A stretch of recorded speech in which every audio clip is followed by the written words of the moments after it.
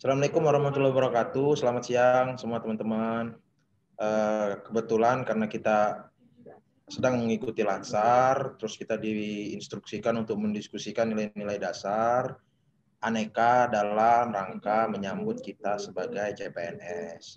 Nah, karena kebetulan kita dari 3 dirjen yang berbeda-beda, mungkin diskusi ini akan jadi lebih berwarna ketika kita menyampaikan gagasan kita masing-masing dan kondisi real di masing-masing tempat kita bekerja.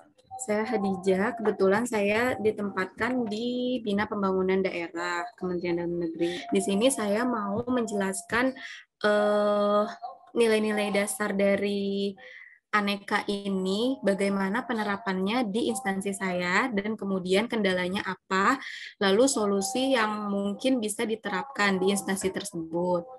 Yang pertama yaitu akuntabilitas.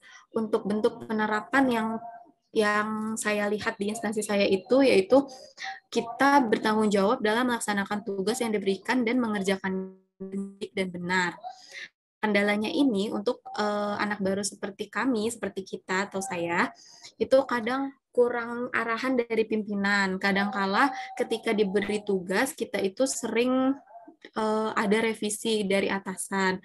Nah, menurut saya solusinya itu adalah kita harus lebih banyak membaca literasi atau lain sebagainya untuk dapat mengerjakan tugas tersebut dan juga melakukan pengecekan ulang, menambah referensi bacaan dan lain sebagainya untuk menghindari kesalahan sebelum diperiksa oleh atasan. Kemudian yang kedua itu adalah bentuk nilai-nilai dasar nasionalisme. Nah, penerapannya itu kalau di instansi saya, contohnya adalah mengikuti upacara bendera, kemudian apel pagi di hari Senin atau hari-hari besar lainnya dengan khidmat tentunya. Kendalanya itu masih banyak pegawai pada saat upacara itu kurang ngobrol pada saat upacara berlangsung. Menurut saya, solusinya itu adalah perlu adanya petugas yang dedikasi untuk menegur atau memberi peringatan apabila ada peserta yang tidak serius saat upacara berlangsung. Kemudian, nilai dasar yang ketiga itu adalah etika publik. Bekerja sama yang baik dengan rekan kerja dan melaksanakan tugas juga dilakukan dengan cara musyawarah. Maka melakukan.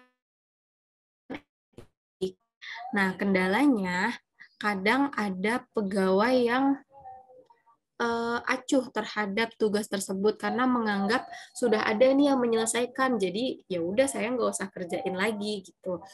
Nah, solusi dari saya itu lebih baik sebagai melakukan pembagian tugas dalam mengerjakan tugas-tugas utama. Jadi, misal A mengerjakan ini, B mengerjakan ini, C mengerjakan yang lainnya gitu. Jadi, setiap masing-masing personal itu memiliki tugasnya masing-masing. Jadi, tidak ada pegawai yang lalai atau acuh. Terus kemudian yang keempat itu komitmen mutu. Bentuk penerapan di instansi saya itu melaksanakan proses diskusi dengan baik bersama dengan rekan kerja lainnya, pekerjaan dengan mutu yang baik. Kemudian kalau untuk yang terakhir itu adalah anti korupsi, bentuk penerapannya tidak memanipulasi data informasi yang dibutuhkan, terus kemudian melakukan absen datang dan pulang tepat pada waktu yang telah ditentukan. Nah, kendalanya adalah masih ada pegawai yang telat untuk absen datang atau pernah juga kayaknya ada pegawai yang melakukan manipulasi data di Ropek itu kalau nggak salah di aplikasi itu.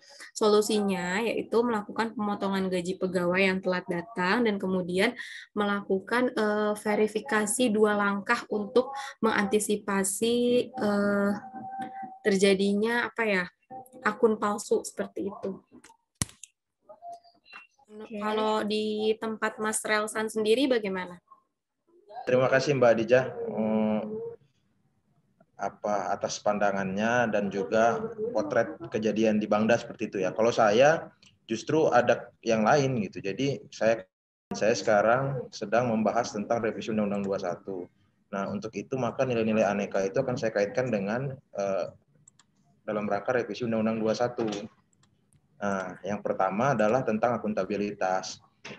Nah, di dalam akuntabilitas ini, saya kemudian mengambil bahwa dalam pengambilan kebijakan dan pelaksanaan kebijakan itu harus memuat nilai kebaikan yang lebih besar daripada dampak risiko buruk yang dihasilkan.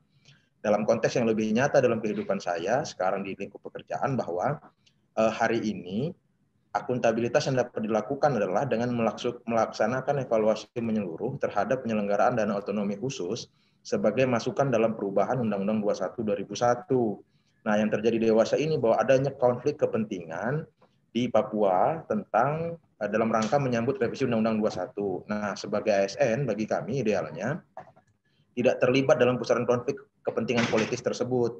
Sehingga basis bagi kami adalah menggunakan dokumen evaluasi yang akuntabel disertai dengan metode yang terukur. Nah, dampaknya apa ketika kemudian itu dilaksanakan? Maka melalui evaluasi yang terukur tersebut terhadap penyelenggaraan dana otsus ke depan, seluruh komponen, baik pemerintah pusat, daerah, dan masyarakat Papua secara keseluruhan memiliki tingkat kepercayaan dan kepedulian bahwa dana otsus ke depan dapat berdampak baik pada pembangunan di Papua. Nah, sedangkan untuk nasionalisme dalam kaitannya dengan revisi Undang-Undang 21 adalah menjaga sebagai ASN, menjaga persatuan dan setia loyal dalam menjaga keutuhan serta kerukunan dalam berbangsa dan bernegara.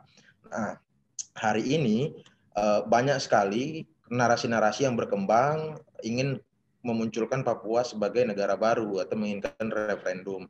Nah, untuk itu sebagai ASN, kita sejatinya kemudian memberikan kontra narasi-narasi yang kemudian berkembang tidak tahu tanggung jawabnya kepada siapa.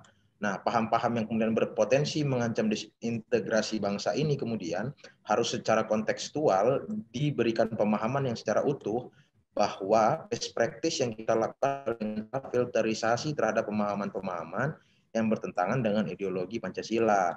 Dampaknya apa ketika itu dilakukan? Maka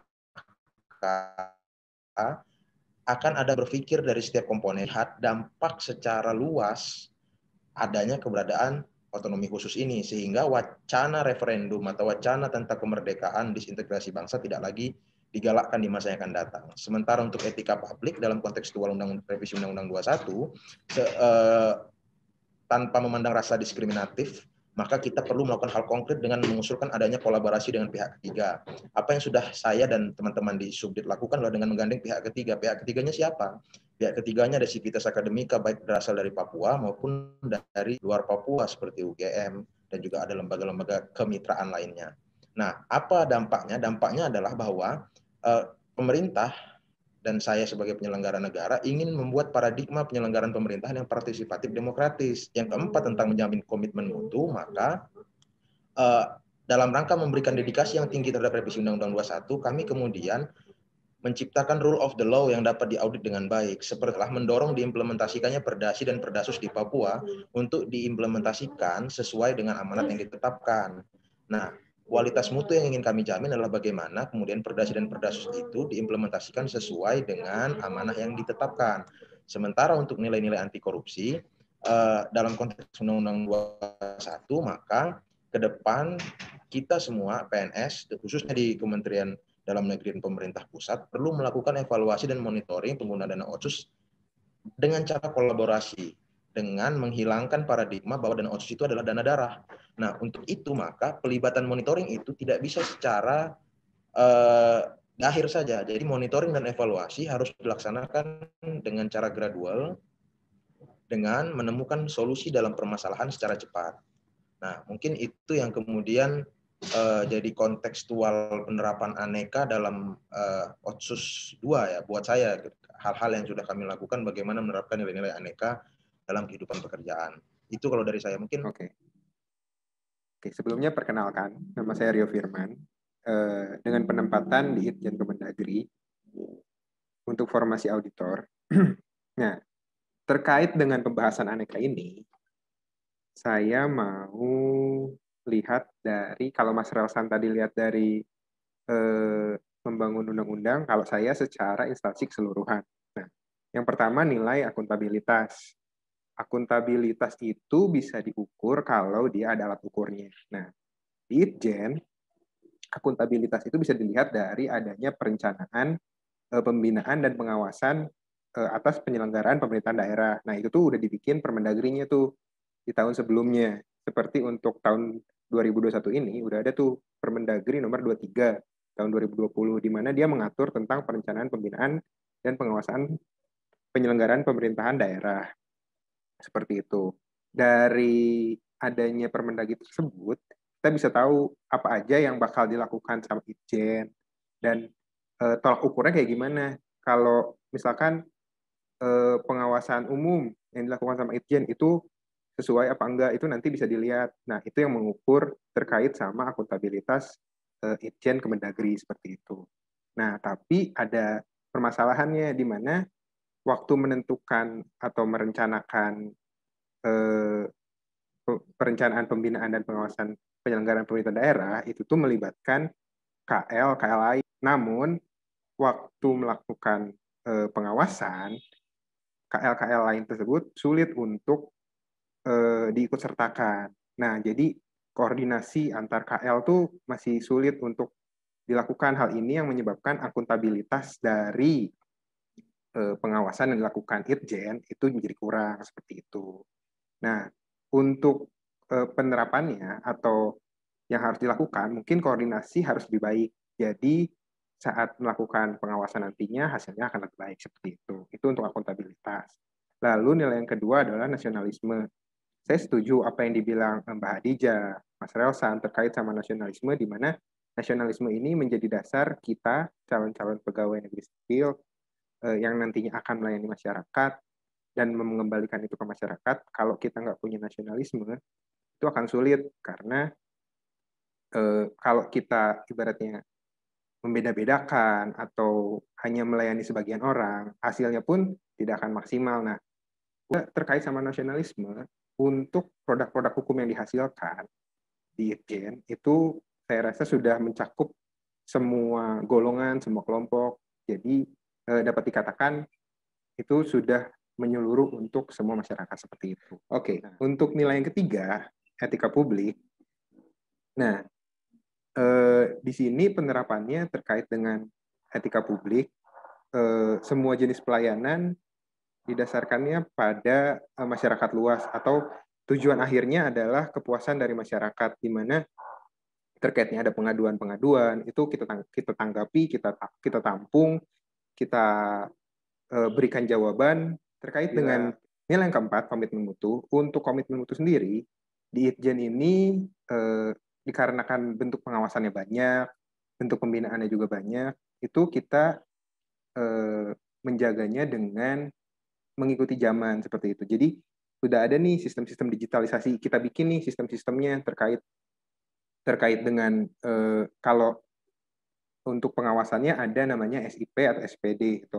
Ada pula untuk sistem-sistem yang baru kita bikin namanya EduPak, itu untuk penilaian PPUPD, atau ada juga EduMas yang mengakomodir untuk aduan-aduan masyarakat gitu.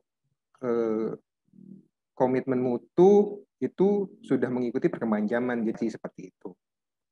Nah, yang terakhir untuk poin anti korupsi, ini penerapannya di sini juga sudah cukup baik, karena kami sebagai instansi pengawas, instansi yang bertugas untuk membina dan mengawas, itu kalau diibaratkan sebagai polisinya nih di Kemendagri dan di pemerintahan daerah.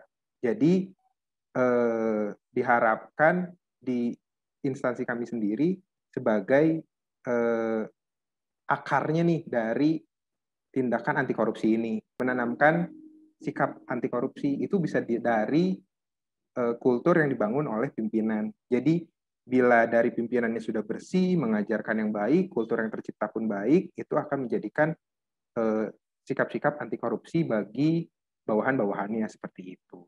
Itu sih kalau dari saya.